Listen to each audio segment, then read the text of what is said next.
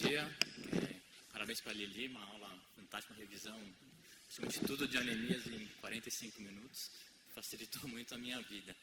Vou falar de anemia falciforme, na verdade eu vou focar um pouco mais hoje na atualização de tratamento clínico. Vocês vão ver ao longo da aula que de um ano para o outro teve muita atualização, saíram vários clinical trials que a gente estava ansioso para a publicação, saíram nesses últimos 18 meses. Falar um pouquinho de transplante de medula óssea e terapia genética que está começando a caminhar. Só um breve relato histórico, né? A anemia falciforme foi descrita em 1910 por James Herrick. Na década de 40, esses três autores trabalhando em paralelo descreveram as bases genéticas, né, que ele já frisou na mutação da cadeia beta.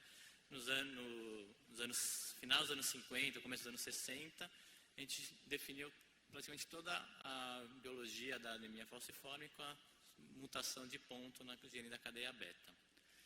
A gente sabe que a anemia falciforme é uma doença genética de caráter autossômico recessivo, que ela é caracterizada pela presença de duas hemoglobinas anormais, sendo que pelo menos uma delas é a hemoglobina S. Então, a gente vai ter o paciente homozigoto, né, que é aquele paciente com anemia falciforme, hemoglobina SS, e os heterozigotos compostos, o S-beta 0, S-beta+, SC e assim por diante. Tá? Em relação à incidência aqui no mundo, aqui dados da Organização Mundial de Saúde, a gente tem cerca de 217 mil nascidos vivos com anemia falciforme ao ano. Então, uma incidência bastante elevada, principalmente na América do Norte e na África. Tá? É uma lesão, uma doença que a gente chama monogênica. Você tem uma paciente que cursa com anemia hemolítica crônica, que vai levar a uma lesão na microangiopatia. A gente vai ver mais para frente como isso funciona.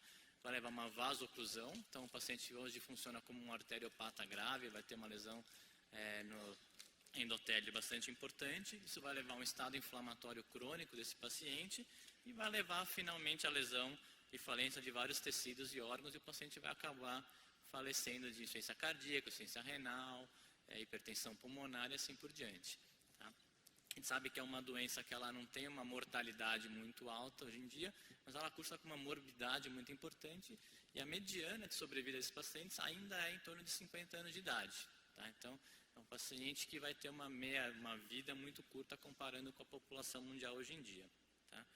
Aqui dados um pouquinho mais atualizados da fonte da OPAS Brasil, que é uma organização não governamental, que fez recentemente um cadastramento desses pacientes com anemia falciforme e mostrou que a incidência de nascidos vivos é bem maior do que os dados do Ministério da Saúde. Okay? Que os dados do Ministério falavam em torno de 2.000, 1.500 nascidos vivos ao ano. Pelos dados da OPA, a gente já está em 3.500, então é quase o dobro do que os dados oficiais. E estima-se que a gente tem 200 mil portadores, né, pacientes traços falciformes no Brasil. Tá? A incidência de traços também é bastante elevada, em torno de 200 mil, principalmente nos estados do Norte e Nordeste, onde a incidência é muito maior do que aqui no Sul e no Sudeste. Então, entrando aqui na fisiopatologia, né, a gente sabe que hoje a anemia falciforme é uma doença inflamatória da microcirculação. Então, você vai ter aqui a hemácia, né, que vai, por algum motivo, vai se falcizar, vai liberar aqui no intravascular os metabólitos, né, a hemoglobina livre principalmente. Isso vai levar a um consumo do óxido nítrico, que é o nosso principal vasodilatador, e um aumento da expressão da endotelina T1, que é o principal vasoconstrictor do endotélio. Tá?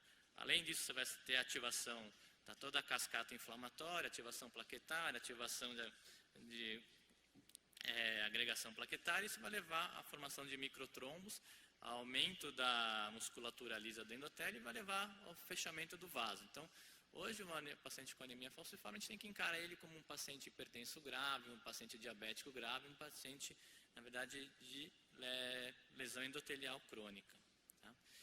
Indo um pouquinho mais a fundo na fisiopatologia, a gente percebe hoje que, além do problema da hemoglobina livre, a gente vai ter ativação de várias moléculas de adesão no endotélio.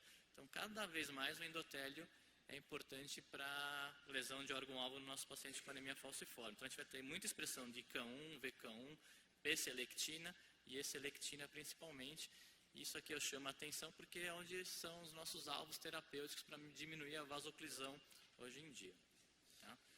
Então, cronicamente, o que o nosso paciente vai ter? Ele vai ter hipertensão pulmonar, vai ter úlcera maleolar, vai ter acidente vascular cerebral, vai ter insuficiência renal crônica, hepatosplenomegalia, lesões ósseas, tudo decorrente do fechamento do vaso. Então você vê aqui a luz arterial totalmente obstruída, formando só um canalzinho para o sangue passar.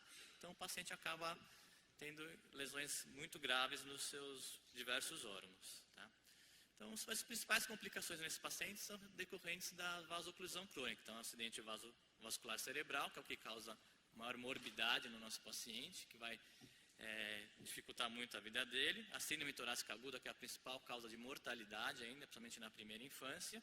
E as crises álgicas ou crises vaso-oclusivas, que é o que leva principalmente o paciente a procurar o serviço médico, a principal causa de procura aos serviços hospitalares. Tá? Falar um pouco das crises álgicas, das vaso-oclusivas, né? Por muitos anos, desde os anos 90, né, o único tratamento que a gente tem que realmente mostrou que diminui as crises vaso-oclusivas é o uso da hidroxiureia, que é um quimioterápico muito antigo. A gente ainda não sabe exatamente o mecanismo de ação da hidroxiureia na anemia falciforme, mas a gente sabe que ela diminui a expansão dos progenitores eritróides, diminui a formação de neutrófilos, diminui os precursores mieloides, diminui a formação de reticulócitos e aumenta também a expressão do óxido nítrico na circulação. Então, ela acaba melhorando de uma forma geral a reologia endotelial, mas a gente não sabe aonde molecularmente ela atua. Tá? Os grandes estudos foram publicados no início dos anos 2000 de hidroxiureia, que mostrando que ele realmente diminuía os episódios de síndrome torácica aguda, diminui significativamente os eventos vasoclusivos, e foi o primeiro medicamento que diminuiu mortalidade, teve redução de 40% de mortalidade. E além disso, ela aumenta a hemoglobina e diminui o reticulócito. Uso longo prazo de hidroxiureia, né, 10 anos depois, a gente já tinha pacientes tomando hidroxiureia há mais de 20 anos, né, e mostrou que é um medicamento relativamente seguro, que mostra que a qualidade de vida dos pacientes tomando hidroxiureia e a sobrevida também vai aumentando comparando com aqueles pacientes que não tomavam. Então hoje o uso de hidroxiureia é praticamente indiscriminado, praticamente todos os pacientes teoricamente têm indicação de tomar, mas principalmente aqueles que têm maior risco de síndrome vasoclusiva, que a gente mede isso através do DHL. Então, aqueles pacientes que têm um DHL persistentemente acima de 1000 são aqueles que têm maior indicação de uso de hidroxiureia. Tá? Na primeira infância, né, em crianças, ele também é um medicamento relativamente seguro. Aqui os estudos mostrando que crianças acima de 8 meses de idade já podem tomar a medicação. Isso vai diminuir a síndrome torácica aguda, diminui os episódios de crise dolorosa e diminui principalmente a necessidade transfusional. Então, hoje em dia, mesmo criança, a gente já tem indicado a hidroxiureia desde a primeira infância. Tá?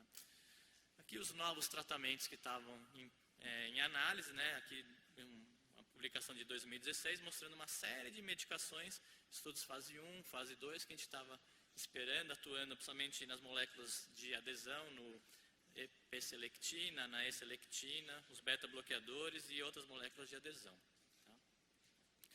E para nossa grata surpresa, né, um ano e pouquinho atrás, foi publicado esse primeiro estudo, uma publicação no New England, do crizanlizumab. A gente sempre fica muito feliz quando a gente vê brasileiro publicando no New England, né? Então, esse aqui, em particular, me deixou bastante feliz. O Dr. Rodolfo Cansado participou, foi o maior centro de inclusão, incluiu mais de 40 pacientes da Santa Casa, foi onde eu fiz a faculdade, então é um motivo de orgulho para a gente. Mas o crizanlizumab é um anticorpo monoclonal que ele inibe a P-selectina, tá? Então ele diminui a junção da hemácia falcizada ao endotélio, isso teoricamente diminui a microcirculação de fechar. Então aqui os estudos pivotais, fase 2 para 3, aqui ainda estudos de dose, mostrando pacientes com altas doses de crizanlizumab versus baixas doses versus placebo, eram 3 grupos, tá? Pacientes um pouco mais velhos, né, mediana de idade em torno de 30 anos, aqui foram incluídos pacientes acima de 18 anos, então ainda não é uma medicação liberada para crianças, tá? E aqui os dados mostraram que altas doses do crizanlizumab, né, a dose um pouquinho mais elevada, diminuiu significativamente as crises de falcização, as crises de dor, e também diminuiu as crises de dor tardias. Então, esse estudo eles dividiram em 2 momentos. Fizeram uma fase de tratamento de 15 meses, que chamaram de fase aguda. Então aqui esse gráfico mostrando que nessa fase aguda uma dose maior, o remédio foi bastante eficiente. E aqui, numa fase, depois de 15 meses, uma fase de manutenção, que era uma dose mensal, também mostrando que as curvas continuavam abrindo. Então, os pacientes com essa medicação tiveram menos crises vasoclusivas, 50% a menos de crise vasoclusiva comparando com o placebo. Tá? Um segundo estudo também publicado ano passado, também uma publicação no New England, quer dizer, então, estudos com anemia falciforme têm mostrado um interesse científico bastante importante, foi o uso da glutamina. A gente já sabia de estudos anteriores que a glutamina tem um papel na anemia falciforme. A Andréia, nossa nutróloga, insiste bastante nisso, ela tem dado glutamina praticamente para todo mundo. E aqui o estudo publicado mostrando o uso da glutamina versus placebo. Nesse estudo, eles usaram uma dose de glutamina bem mais alta do que a gente usa habitualmente, né? Para você ter um atleta de ponta usa em média 5 gramas de glutamina ao dia, no estudo eles usaram 30 gramas, então uma dose bem mais alta. Tá? Também o estudo foi feito em adultos jovens, não incluíram crianças, as crianças a partir de 5 anos de idade. Tá? Eles dividiram em 2 grupos, aqueles pacientes que tomavam hidroxureia ou não tomavam, ou sem uso de hidroxureia. Então, a hidroxureia não foi um complicador aí, porque os resultados foram semelhantes nos 2 grupos. Tá? E o que mostrou que a glutamina, ela diminui também as crises vasoclusivas. Tá? Aqui, quem tomava placebo, mesmo tomando hidroxureia, teve muito mais episódios de crise do que quem tomava glutamina. E aqui, com o passar do tempo, também mostrando que o uso crônico da glutamina, as curvas continuavam se abrindo. Então, hoje em dia saiu uma orientação da FDA liberando a glutamina como medicação de primeira linha na proteção de fenômenos vasoclusivos. É um remédio relativamente seguro, e aqui as análises comparando os 2 grupos mostrou que o grupo placebo teve mais complicações, teoricamente tomando o remédio, né, era um estudo cego, do que o grupo de tratamento. Então é uma medicação relativamente segura. E a glutamina atua realmente diminuindo o estresse oxidativo, né, diminuindo a expressão do NADPH, então dá para a gente usar. O problema no Brasil vai ser a gente usar a dose que eles usaram no estudo. Né? A gente não tem a formulação, aqui no estudo eles usavam formulações preparadas pelo laboratório, eram pequenos chassis já com a dose certa que o paciente recebia em casa. A gente ainda não tem essa opção no mercado. Vamos ver se daqui para frente a indústria começa a produzir essa medicação. Tá? Outro medicamento que foi aprovado agora já bem recentemente em 2019, outra publicação do New England, foi essa medicação, é o Voxelotor, que também é uma medicação que atua no endotélio, diminuindo fenômeno vasoclusivo. Também foi um estudo de dose, né, de 1.500 versus 900 versus placebo. Também pacientes acima de 12 anos de idade, não incluíram crianças aqui. Tá? E mostrando que essa medicação ela é um estabilizador da hemoglobina, ela diminui a produção dos tetrâmeros, né, a formação da hemácia falcizada, e isso teoricamente aumentava a hemoglobina. E foi o que aconteceu. Esses gráficos aqui mostram que as doses maiores da medicação aumentam a formação de hemoglobina, tá? Em até 2 gramas, comparando com o placebo. Tá? É uma medicação relativamente segura, ela diminuiu o fenômeno vasoclusivo, melhorou a anemia, tá? E também saiu uma recomendação da FDA mandando acelerar os estudos pivotais com essa medicação para já entrar na fase clínica a partir desse ano. Tá? Então aqui são algumas medicações de estudos robustos, né, estudos fase 3, com um grande número de pacientes, para tentar combater a vasoclusão no nosso paciente, que é a principal causa de morbidade nesses pacientes. Entrando agora um pouco no acidente vascular cerebral, a gente sabe que ele acomete principalmente a primeira infância, de 3 a 10 anos de idade, tem uma incidência relativamente alta, até 10% nessa faixa etária. Nas crianças ele normalmente é mais acometimento isquêmico, nos adultos é mais hemorrágico, e a localização na carótida interna no seu segmento distal. Nessas publicações, já desde os anos 90, a gente sabe que o Doppler transcraniano na beira do leito, ali no próprio consultório, a gente consegue, através do Doppler simples na carótida interna, a gente mede o fluxo e consegue determinar o risco desse paciente ter um AVC. Então, Dopplers alterados acima de 200 centímetros, o paciente tem um risco maior de ter um acometimento. Tá? E o que a gente começou a fazer para prevenir isso era colocar os pacientes num programa de transfusão crônica. Tá? Então, aqui pacientes que tomavam transfusão versus aqueles que não tomavam transfusão tinham uma diminuição bastante significativa do risco de AVC e de recorrência de um AVC. Tá? Aqui os estudos fazem, né, a continuação desses estudos. Aqui é um grupo que eles resolveram parar a transfusão, seja por vontade do próprio paciente ou por falta de acesso venoso. E que eles viram que nesse grupo que parou a transfusão, a gente teve uma alta taxa de recorrência de AVC. Né? 35% dos pacientes voltaram a ter alteração do Doppler transcraniano e alguns até chegaram a ter novos episódios de AVC. Então, a recomendação hoje em dia é não parar as transfusões. Tá? Então, o que a gente faz na prática? Hoje é recomendável, a partir da primeira infância, realizar Doppler transcraniano anormal. Se o Doppler está alterado, a gente já coloca os pacientes em transfusão crônica. Né? Isso é feito com transfusões a cada 40 dias, a gente faz ou transfusões simples ou transfusões de troca, né, que a gente faz sangria e depois transfunde o paciente e vai medindo o controle pela hemoglobina S presente. A nossa meta é sempre tentar deixar a hemoglobina S o menor possível. Esse menor possível é em torno de 30%, mas a gente acaba vendo que na prática isso é muito complicado, os pacientes acabam não tolerando muito. Então, níveis assim de 50% é até aceitável. Tá? Aqueles pacientes que, mesmo com transfusão crônica, o Doppler continua alterado e tem um doador compatível, esses pacientes, teoricamente, têm indicação de um transplante alogênico de medula óssea. Tá? Nos pacientes que a gente consegue reverter as alterações do Doppler, a gente pode manter esses pacientes em transfusão crônica. O que a gente sabe hoje em dia é que pacientes eles acabam não tolerando muito transfusão, pelos efeitos colaterais da transfusão, seja aloimunização, sobrecarga de ferro, e hoje em dia já é possível você converter esse paciente para o uso de hidroxureia. Tá?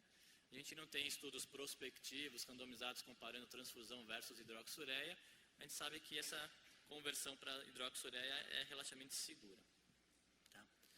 Aqui um estudo também interessante, que foi publicado bem recente no JAMA, também outra publicação bastante importante do grupo francês, é que eles fizeram, o que foi feito aqui? Eles pegaram 120 pacientes que estavam em transfusão crônica, que tinham Doppler alterado, alguns com AVC, outros sem AVC, e fizeram uma randomização biológica, que a gente chama. Aqueles que tinham doador halogênico aparentado, eles levaram para transplante. Aqueles que não tinham doador aparentado, eles mantiveram em transfusão crônica. Né?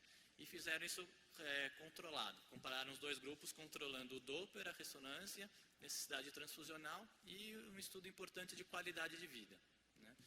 Então, tem alguns viés desse estudo por ser uma randomização biológica, não, mas o que chama a atenção? O grupo que foi para transplante, um grupo relativamente grande, 60 pacientes, com 1 ano de pós-transplante, eles já tiveram normalização do Doppler, normalização da ressonância, né? Diminuição substancial da necessidade transfusional e quase que normalização da ferritina. Né? Então, são marcadores de morbidade, mortalidade importante no paciente com anemia falciforme. Só que a qualidade de vida desses pacientes estava inferior àquele grupo que ficou só tomando transfusão. Quando você perguntava tanto para o familiar quanto para o paciente, ele falava que a qualidade de vida dele era pior no primeiro ano pós-transplante. O grupo que ficou tomando transfusão, 1 ano pós-transplante, alguns deles tiveram piora do Doppler, alguns tiveram uma sobrecarga importante de ferro, pacientes aqui com quase 3.000 de ferritina, mesmo com quelação, e piora das lesões estenóticas por ressonância. Tá? Mas eles referiam uma qualidade de vida relativamente normal, tendo que tomar transfusão a cada 45 dias. Depois de 3 anos de acompanhamento, o grupo de transplante tinha uma qualidade de vida praticamente normal, né, com exames todos normais, ferritina normal, e nesse grupo a qualidade de vida, com 3 anos pós-transplante, começou a ficar muito melhor do que aquele paciente que estava em transfusão crônica. Né. Então, mostrando aqui o benefício não só biológico quanto social para o paciente com transplante.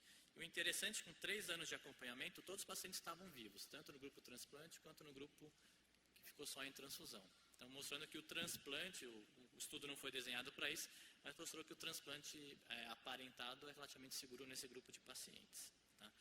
Aqui os dados mostrando as lesões estenóticas no grupo transplante versus o grupo controle, né? Aqui as lesões estenóticas melhorando depois de 3 anos, aqui o standard care, as lesões ou iguais ou piores. Tá? O que o grupo francês, o grupo faz hoje em dia? Né? Eles fazem o Doppler transcraniano, né? Pacientes relativamente jovens, até 16 anos de idade, e vão acompanhando com Doppler e exames de imagem a ressonância para ver o grau de estenose, que às vezes a gente não consegue pegar no Doppler.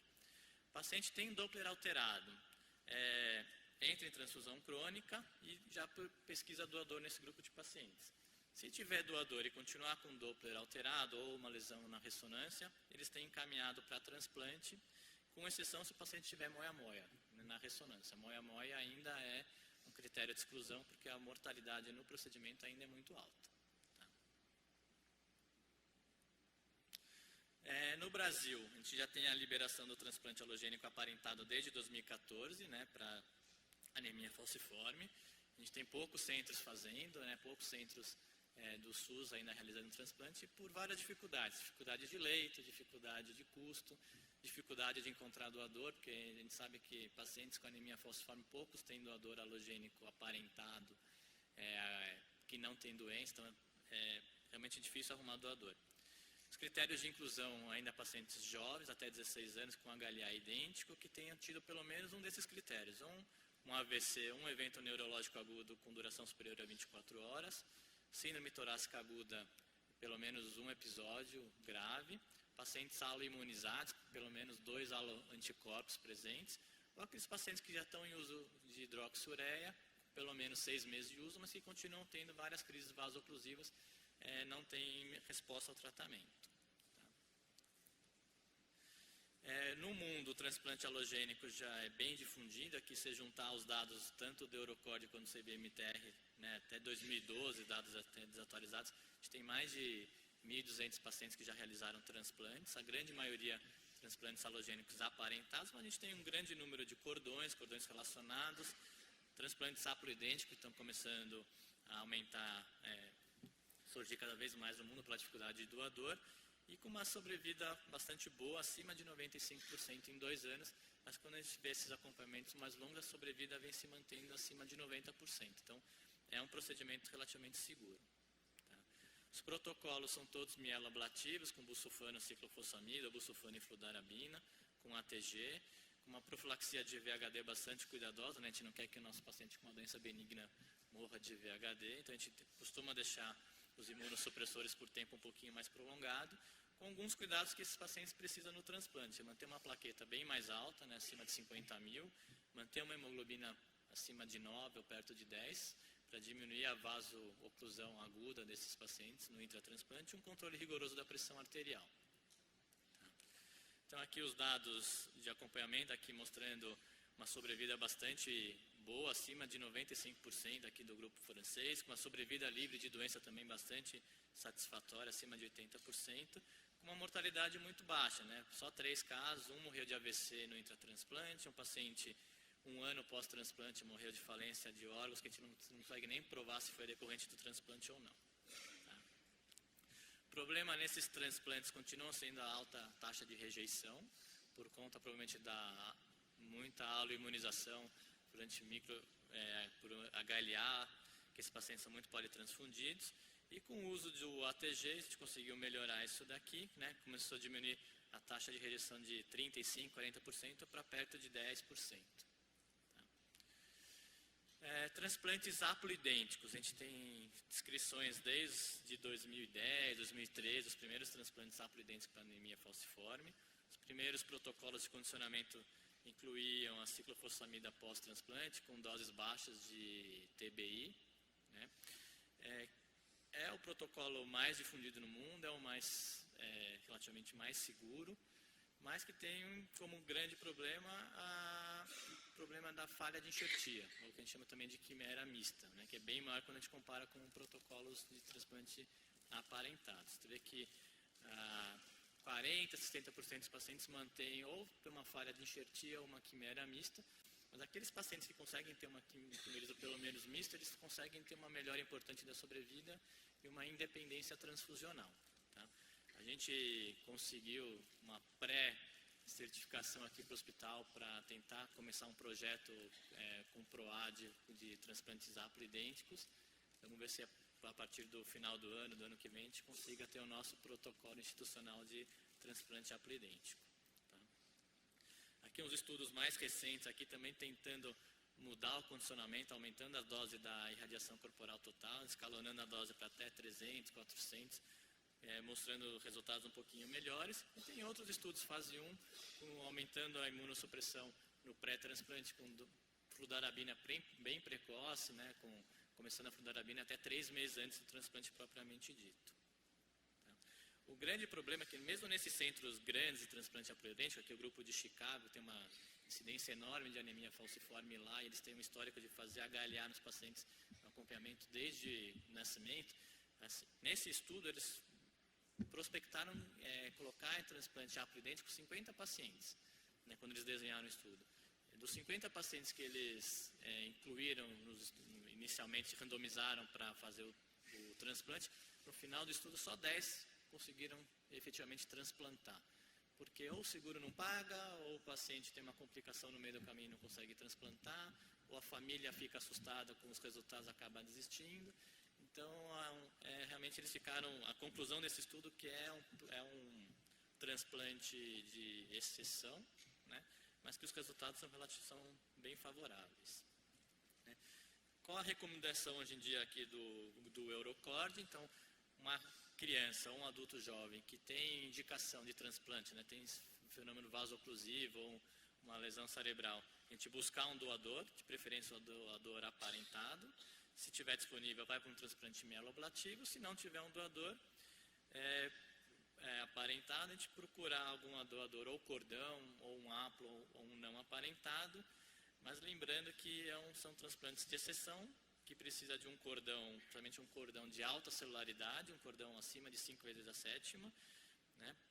E às vezes até pode fazer um burst de célula de um doador haplidêntico nesse tanto. Então, a nossa experiência aqui no hospital, a gente realizou desde 2010, né, quase 10 anos, 11 transplantes, a maioria foram crianças, né, 13 anos de idade, as indicações todas com acidente vascular cerebral, alteração importante do Doppler transcraniano. A gente fazia condicionamento mieloablativo com busulfano e ciclofosfamida, depois com fludarabina. Tá? Todas as fontes de célula foi medula óssea, e a gente fez um cordão aparentado de uma paciente que eu vou mostrar os resultados mais para frente. Nossos resultados foram relativamente bons. A gente teve 2 óbitos, um paciente com GVHD agudo e uma paciente com AVCH hemorrágico no intratransplante. 7 pacientes estão com quimera completa, 100% de quimerismo, e 3 pacientes mantêm uma quimera mista, menos que 80%. A gente fez um transplante de cordão, era uma menina SS de 3 anos de idade, que tinha tido uma crise de sequestro esplênico. Fez o condicionamento com Buflu e ATG. Foi um cordão, um super cordão, né, com uma celularidade acima de 10, que tem uma pega neutrofílica relativamente rápida para um cordão, no D mais 23, mas que manteve uma quimera mista, né, acima de 60%. Faz tempo que não acompanho, então não sei como está hoje em dia, mas que foi um transplante relativamente bem tranquilo. Mas foi um cordão aparentado, né, foi um cordão que a mãe teve uma segunda criança, e a gente usou esse cordão. Então, a gente tem vários dilemas éticos, né, em transplante com doença falciforme. Aqui um caso que a gente teve no hospital, eram 2 irmãos com anemia falciforme, os 2 tinham indicação de transplante, e tinha uma terceira irmã, que era uma criança de 1 ano de idade, que era traço, que era compatível com os 2 irmãos, e a gente usou essa irmã para fazer os 2 transplantes. Ela foi mobilizada 2 vezes, a gente fez primeiro o transplante de um irmão, foi tudo bem. 1 ano depois a gente fez do segundo irmão com a mesma doadora. Então, por ser uma criança muito pequena, menor de 1 ano de idade, os irmãos, um tinha, se não me engano, 5 anos, o outro 7 anos. A gente teve muita discussão ética aqui no hospital, mas no final, tanto a comissão de ética do hospital quanto a gente fez uma orientação no CRM, né, para o Conselho de Ética do CRM. Eles orientaram a seguir em frente com o protocolo, e isso saiu uma publicação, case report, numa revista de bioética. De complicação, a principal complicação nesses transplantes é a síndrome PRES, né? A gente teve 30% de incidência aqui no serviço. Apesar de ser um caso relativamente que assusta, o paciente começa com uma cefaleia, alteração visual, convulsiona, rebaixa o nível de consciência, um deles teve que ser entubado, foi parar na UTI, mas é uma alteração totalmente reversível, que não deixa sequelas, né? Então, uma semana depois, o paciente estava batendo bola na enfermaria como se nada tivesse acontecido. Tá? E o acidente vascular cerebral, né, que uma paciente nossa que infelizmente faleceu, teve uma crise hipertensiva durante a infusão, né, provavelmente pelo DMSO, o volume, a gente ainda não conseguiu definir o que aconteceu, a paciente sangrou e acabou indo a óbito, entrou em morte cefálica no dia da infusão. Terapia gênica, né? A gente já tem aqui as primeiras publicações de 2017, aqui usando vetores virais. Então, pegava a célula-tronco do paciente com anemia falciforme, a gente faz uma alteração genética, uma manipulação genética nessa célula, infecta um vetor viral, faz um condicionamento de transplante mieloablativo nesse paciente, infunde a célula do vetor viral corrigida e vê o que acontece, né? E realmente funciona. Apesar de ser extremamente complexo, aqui mostrando aqui as taxas de hemoglobina depois de 15 meses de acompanhamento, chegando a quase normal, em torno de 12, a hemoglobina S despenca, né? Então, fazer essa manipulação genética funciona. Tá? Outras tecnologias que a gente tem aparecido é o CRISPR-Cas, a gente tem até um projeto aqui do Dr. Riso também, iniciando o projeto de CRISPR no hospital, e ainda ensaios in vitro, né, ensaios em animais, ainda não foi nenhum estudo em humano, mas aqui os primeiros resultados foram tão satisfatórios que teve uma outra recomendação do FDA agora do começo do ano, orientando os pesquisadores a continuar as pesquisas com CRISPR, incentivando os trials com CRISPRs em anemia falciforme. Tá? Termino aqui fazendo um agradecimento, aqui são 2 pacientes que a gente transplantou, aqui o nosso Iron Man, e aqui meus companheiros de madrugada que me acompanham para fazer essas aulas agora à noite. Obrigado.